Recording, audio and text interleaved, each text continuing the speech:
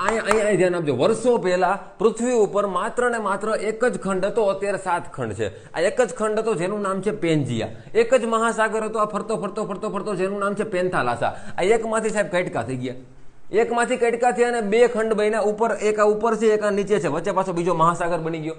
Right, ઉપરના ખંડનું નામ હતું યુરેશિયા, નીચેનાનું નામ હતું ગોંડવાના, અને વચ્ચે નવો મહાસાગર બન્યો, એનું નામ છે ટેથિસ મહાસાગર. આ તો હતું એમને છે પેન્થાલાસા. ક્લિયર? હવે સાહેબ શબ્દ જોઈને ખબર પડે સાહેબ, હા, યુરેશિયા, યુરેશિયા, યુરેશિયા, યુરોપ વત્તા એશિયા, યુરોપ વત્તા એશિયા, યુરોપ અને એશિયા, મતલબ કે પૃથ્વી ઉપર ઉત્તરના જેટલા ખંડ છે એ બધા આમાંથી બનેલા હશે, અને દક્ષિણના આફ્રિકા, દક્ષિણ અમેરિકા, ઓસ્ટ્રેલિયા એ બધા આમાંથી બનેલા છે. સાચી વાત? હા કે ના? સમજાય કે ન સમજાય? આને કહેવાય કોન્ટિનેન્ટલ ડ્રિફ્ટ થિયરી, ખંડ પ્રવહનનો સિદ્ધાંત. આ આપનાર વૈજ્ઞાનિક કોણ? તો કહેવાનું સર આલ્ફ્રેડ વેગનર. આ આલ્ફ્રેડ વેગનર નામના વ્યક્તિએ 1912માં આવડી થિયરી આપેલી.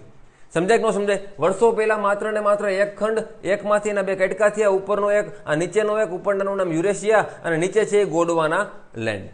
ક્લિયર છે? ચલો હવે